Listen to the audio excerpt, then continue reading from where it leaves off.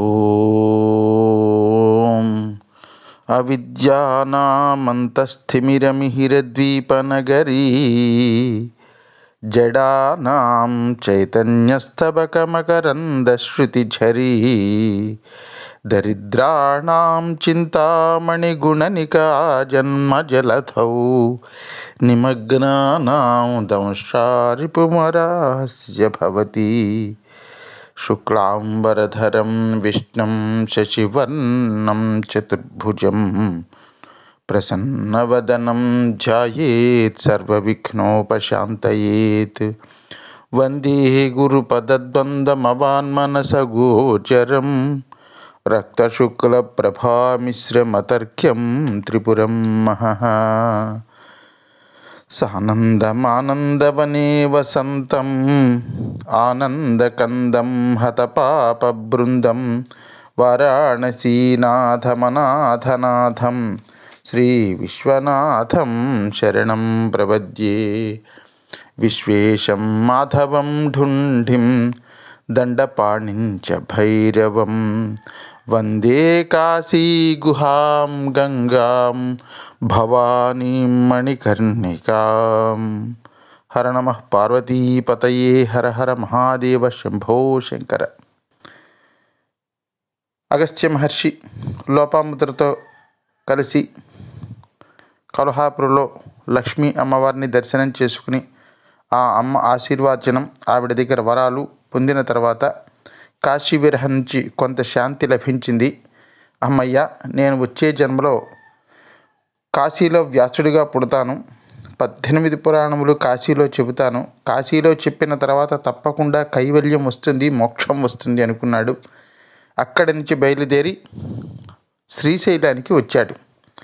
ఇప్పుడంటే శ్రీశైలం వెళ్ళాలంటే హాయిగా బస్సుల్లో కారులో వెళ్ళిపోతున్నాం కానివ్వండి, ఆ రోజుల్లో అక్కడ కొండలు గుట్టలు లోయలు ఇవన్నీ ఎక్కడం దిగడం అలా కాలినడకన వెళ్ళేవారు. అక్కడ ఆ శ్రీశైలంలో ముందుగా మనకి పాలధార పంచధార అని కనిపిస్తాయి. ఇక్కడ చాలామంది అక్కడికి వెళితే మనకి పాలధార పంచదార అంటారు. పాలధార కాదు, పాలు కాదు, అది పాలం, శివుడి యొక్క పాల భాగంలోంచి వచ్చినటువంటి ధార ఒకటి. శివుడికి పంచాయతనం అంటే 5 తలలతో ఉన్నటువంటి శివుడికి ఆ 5 తలల నుంచి వచ్చినటువంటి 5 ధారలు, అది పంచధారలు. పాల భాగం నుంచి వచ్చినటువంటిది ఒత్తు పలకాలి. ఇక్కడ పాలధార పంచధార ఇవి కనిపిస్తాయి. ఆ తర్వాత ఆ పాలధారకి పంచధారకి ఎదురుగుండా హాటకేశ్వరుడు, ఆ తర్వాత సాక్షి గణపతి, ఆ తర్వాత శ్రీశైల భ్రమరాంబిక మల్లికార్జున స్వామి వారి యొక్క గుడి. ఆ మార్గంలో ఈయన నడుచుకుంటూ వెళుతున్నారు. శ్రీశైల పర్వతం 84 యోజనముల విస్తీర్ణం కలిగి ఉంటుంది. శ్రీశైల పర్వతం ఒక యోజనం అంటే మనకి 8 కిలోమీటర్లు సుమారుగా, నిజంగా చెప్పాలంటే 8.059445 కిలోమీటర్లు ఒక యోజనం. అలాంటిది శ్రీశైల పర్వతం మొత్తం 84 యోజనముల విస్తీర్ణం. ఈయన అగస్త్య మహర్షి తన భార్య అయినటువంటి లోపాముద్రాదేవితో కలిపి ముందుగా ఆయన ఈ పాలధార పంచధారలో చూశాడు. అక్కడికి వెళ్ళి ఆ నీళ్లు, పాలధార పంచధారలో వస్తున్నటువంటి ఆ నీళ్లు శిరస్సు మీద జల్లుకుని హాయిగా స్నానం చేశాడు. సరిగ్గా పాలధార పంచధారలకు ఎదురుగుండా హాటకేశ్వరుడు ఉంటాడు. ఈ పాలధార పంచధార ఎక్కడైతే ఉందో అక్కడే మనకి ఆదిశంకర భగవత్పాదుల వారు అక్కడ కూర్చుని శివానంద లహరి రాశారు. అంతటి మహాపవిత్రమైనటువంటి ప్రదేశం ఈ పాలధార పంచధార. అక్కడ స్నానం చేసిన తర్వాత ఆ ఎదురుగుండా ఉన్నటువంటి హాటకేశ్వరుని చూశాడు. హాటకమ్ము అంటే మనకి బమ్మెర పోతన గారు భాగవతాన్ని రాస్తూ సరస్వతీదేవిని ప్రార్థిస్తూ హాటక గర్భురాణి అంటారు. హాటకమ్ము అంటే బంగారం, హాటక గర్భం అంటే సువర్ణ గర్భం, హిరణ్య గర్భం, బంగారు గర్భం అన్నమాట. హాటక గర్భురాణి అంటే హాటక గర్భుడు అంటే బ్రహ్మగారు.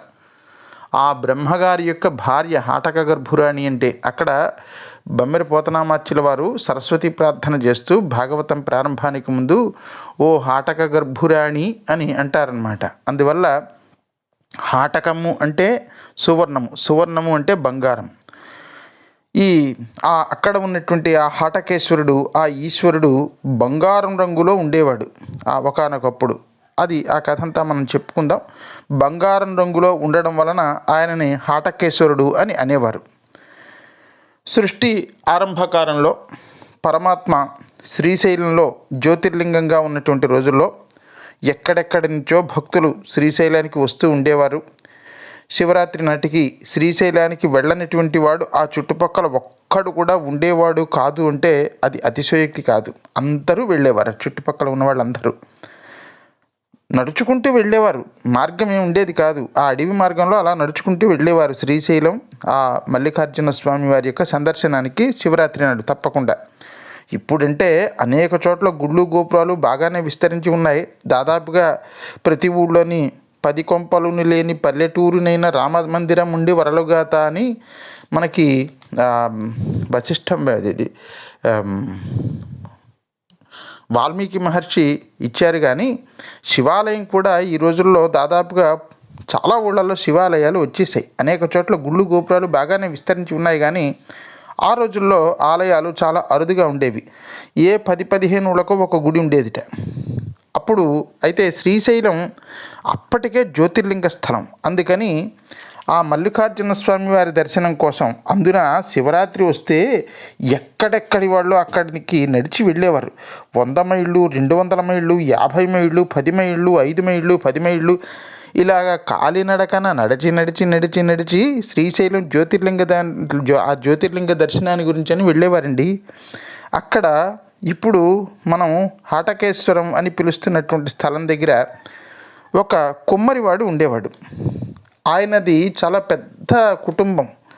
ఆయన తన భార్య 16 మంది పిల్లలు, అంత పెద్ద కుటుంబం.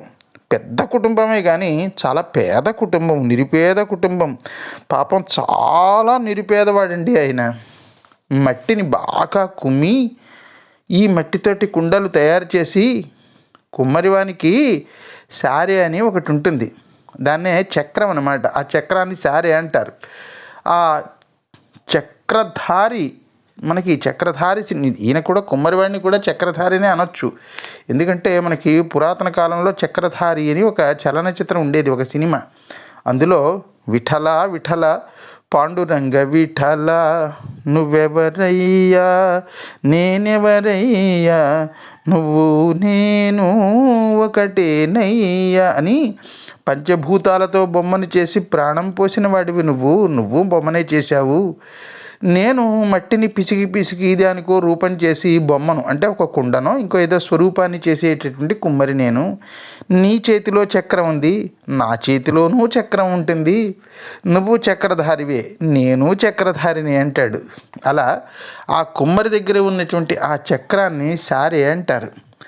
తిరుగుతున్నటువంటి ఆ సారె మీద బాగా కుమ్మినటువంటి మట్టి పెట్టి కుండను తయారు చేసి ఎండబెట్టి కాల్చి ఈ కుండల్ని అమ్ముకుని ఆ వచ్చేటటువంటి ఆ పైకంతో ఆ డబ్బులతో ఏదో తన జీవనాన్ని అలా కొనసాగిస్తున్నాడు ఆ కుమ్మరి.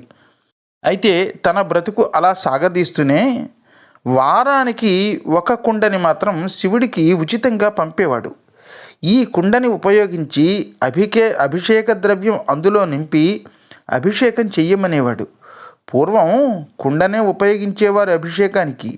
దాన్ని కుంభాభిషేకము అని అంటారు. కుంభము అంటే కుండ.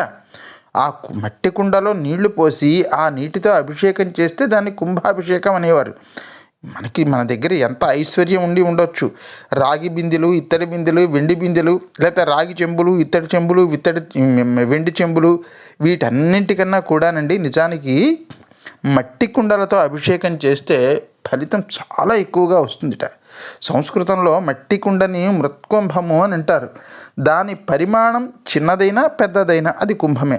కుంభం అంటే పెద్ద కుండ ఏం అక్కర్లేదు, చిన్న కుండ చెంబంతైనా చాలు, చిన్న మట్టి పిడత చాలు.